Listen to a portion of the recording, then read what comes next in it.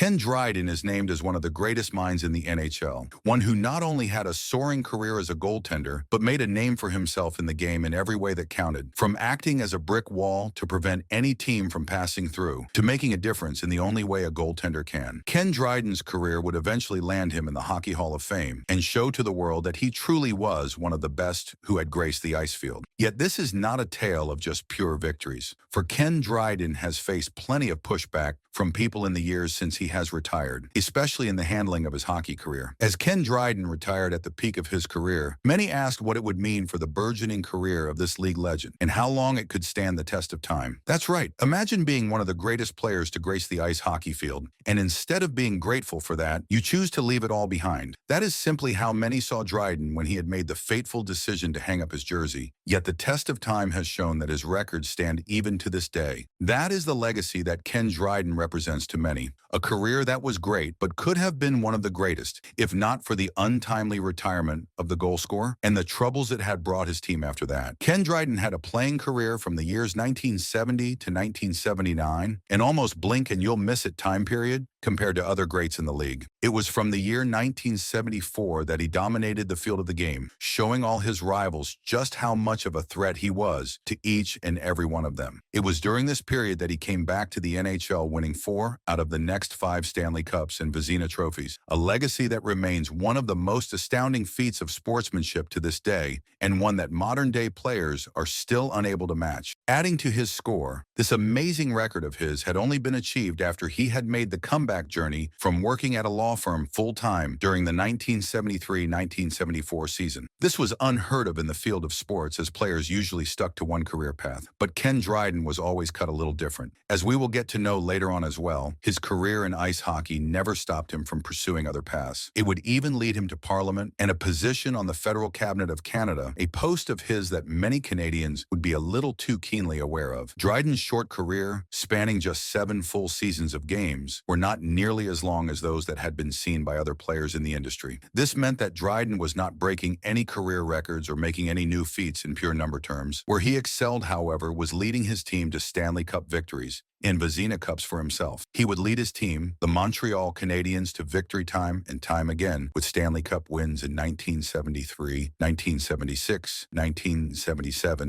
1978, and 1979. Ken Dryden knew the value that he brought to his team. He was a goaltender who excelled at what he did, and the more he played, the more he grew confident of that fact. Some might call it arrogance, some might call it confidence, but regardless of what it was, it made Ken Dryden drive a hard bargain with his home team. Things came to a head during the 1973-74 season when Dryden said that he was not being offered his market value. He was especially confident given the fact that he had just won the team a Stanley Cup and the Vezina Trophy the previous season. He tried to get the team management to budge on the pay they were offering him, but they would not move. In protest of this, on September 14, 1973, Ken Dryden announced that he was joining Osler, Hoskin and Harcourt, a Canadian law firm, as a legal clerk for the year. During this period, he skipped training and did not play a single game with the Canadiens. While the Montreal Canadiens had a decent year despite Dryden's absence on the field, the goal passing rate went up significantly due to the lack of Dryden as their goalie, with over 56 more goals being allowed in the 73-74 season compared to the previous one. Dryden would return to the team the following year, leading them to a number of victories over the subsequent years. Throughout his career, Dryden would lead his team to many victories, winning the Stanley Cup over 6 times, the Vezina Trophy 5 times, and a Calder Trophy. This made him the most decorated goaltender of the 70s in the sport of ice hockey. Despite his short but remarkable career, Ken Dryden left an impression that remains unforgettable to fans of the sport even to this day. Another controversy in Dryden's career occurred in 1979 when he decided to retire from ice hockey for the final time. This decision caught many fans by surprise, as Dryden was at the peak of his career and considered the best goaltender in the game. This sudden decision to retire took everyone by surprise. Both his rivals and fans were left dumbfounded. The unexpected retirement of such a prominent figure led to numerous speculations. Some believed Dryden had nothing left to prove, having achieved all there was in the sport. Others thought he might have wanted to pursue interests beyond hockey. This move solidified his reputation as a player who made decisions on his terms, never afraid to walk away from the game he dominated. Dryden's legacy is a blend of his on-ice achievements and his off-ice choices. His decision to value his worth and step away when he felt felt it necessary, speaks volumes about his character. He wasn't just a great athlete, he was a person who understood the bigger picture of life beyond the rink. Dryden remains a significant figure in hockey history, and his story continues to inspire both players and fans alike. His career, marked by both triumphs and controversies, showcases a man dedicated to excellence and integrity in everything he pursued. In the time that has passed, much has been spoken of the decision of Ken Dryden to return since that time. A player retiring at their peak in the game is practically unheard of in the game, and this decision was one that took the people around them unaware. After his retirement from the game, Ken Dryden would pick up multiple career paths that he would stick with for various periods. During this time period, Ken Dryden showed that he was not bound by a single field and tried his hand in a number of jobs, using his expertise in ice hockey to augment the jobs that they held throughout this period. Ken Dryden leveraged the unrivaled experience and insight he had gained from his famous hockey career to write several books on the subject of ice hockey, such as Face Off at the Summit,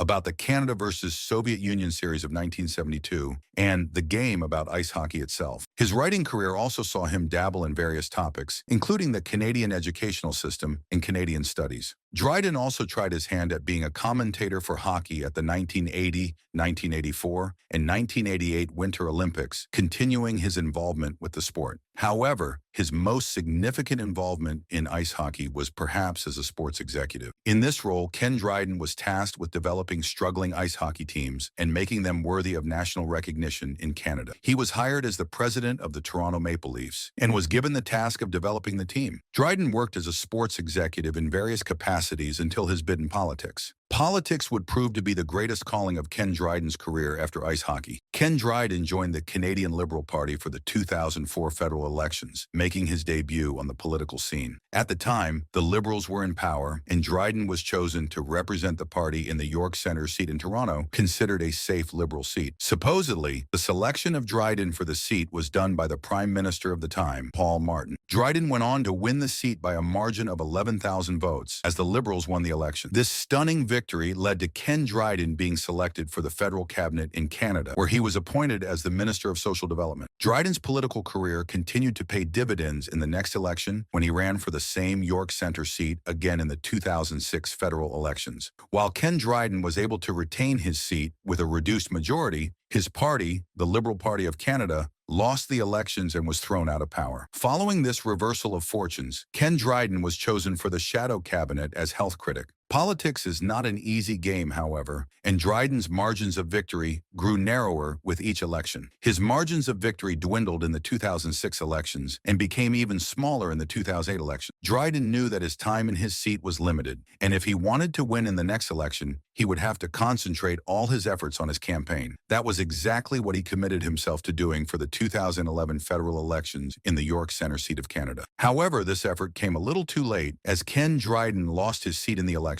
Despite being a recognizable name across Canada due to his NHL career, it seemed that his past political work had finally caught up with him, and he would have to face the consequences. During his political career, Ken Dryden also made a bid for one of the most powerful positions in all of Canada, the leadership of the Liberal Party of Canada. At the start of the leadership contest of the Liberal Party of Canada, Dryden's bid was considered one of the stronger ones due to his widespread recognition from his NHL career and being one of the most well-known players of the game. However, this bid quickly fell by the wayside as Ken Dryden finished a distant fifth in the leadership battle and was eliminated in the first round of the leadership election. His failure to convince people has often been attributed to the lack of charisma that Dryden possessed in his bid for leadership, one that saw him not utilize his strengths and present himself in a manner that was seen as lethargic and ponderous. Throughout his impressive career, Ken Dryden is remembered as one of the greatest goaltenders the game ever produced, making it into the Hockey Hall of Fame as soon as he was eligible. The legacy of Ken Dryden remains as one of the biggest players to have ever graced the ice fields of hockey. He made his mark during his 7 short seasons in the game, never being afraid to know his worth and leaving when the time called for it. He ensured his name stood out among all the players of his generation, winning successive Stanley Cups and Vezina Trophies. To some, 7 seasons might be considered too short a time to have achieved anything significant, especially in the fast-paced world of league sports where athletes often spend that much time just getting their footing. But for a player like Ken Dryden, he knew exactly what he wanted to achieve and how to achieve it. The game Ken Dryden played was simply on a different level than his opponents, of a different caliber altogether,